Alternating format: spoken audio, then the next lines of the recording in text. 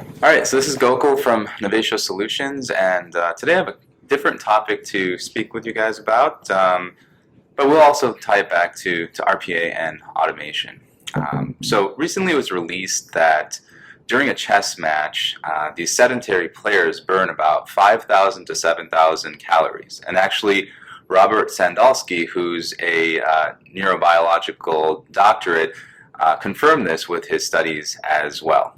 So this seems kind of paradoxical. How can someone sitting down for 8 hours at a time burn 5,000 calories? And me personally, I've been going to the gym trying to get in shape for my wedding, and I'm burning 800 calories working my butt off. So what gives here? So I kind of have to leverage my physician background and explain this to you, but very simply, what's happening is your body, when you play chess, is in such a high state of stress that you're in this kind of perpetual fight or flight adrenaline type scenario. And so your body wants to be able to utilize calories. Think if you're going to get into a fight, you want to be able to have the energy to fight. And your heart rate goes up and your respiratory rate goes up as well. And as a result, you end up burning these calories.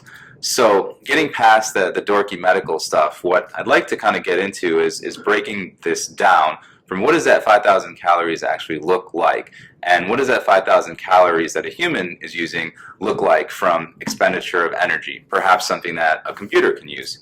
So doing some, once again, geeky physics stuff, this 5,000 to 7,000 kcals equates to about 5.8 to 7.2 kilowatt hours. Now, if we compare that to a computer per year uses about 600 to 650 kilowatt hours. And so that's the computer, that's the modem, that's all of your peripherals, your speakers, your keyboard, anything that you associate with it is typically around that much.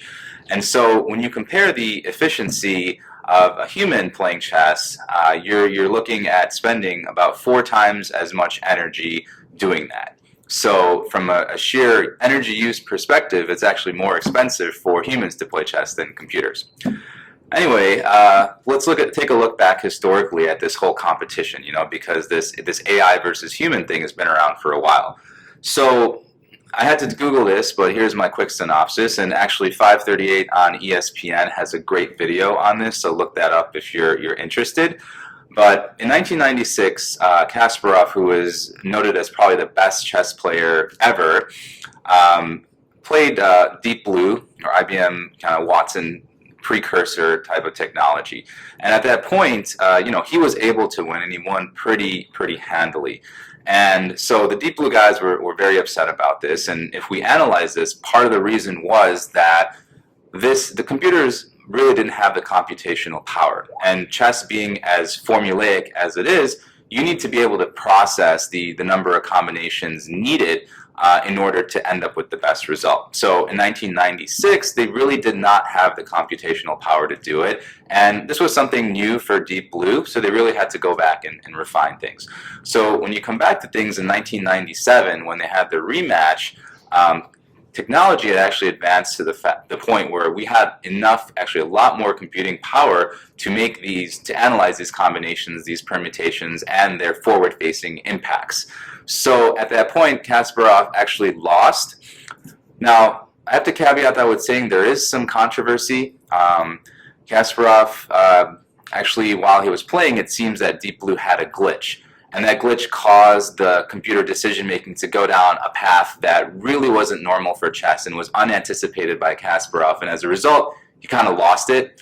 And he essentially mentally was out of the game. And, he forfeited the second match, and he, squarely lost the third match as well. He made a lot of excuses for this at the end. He thought there was some kind of human in the loop involvement, but fair and square, all the studies show that, he did lose. Now, let's take a look at how this compares to, RPA and robotics. Actually, let's talk about just automation and intelligent automation as a whole.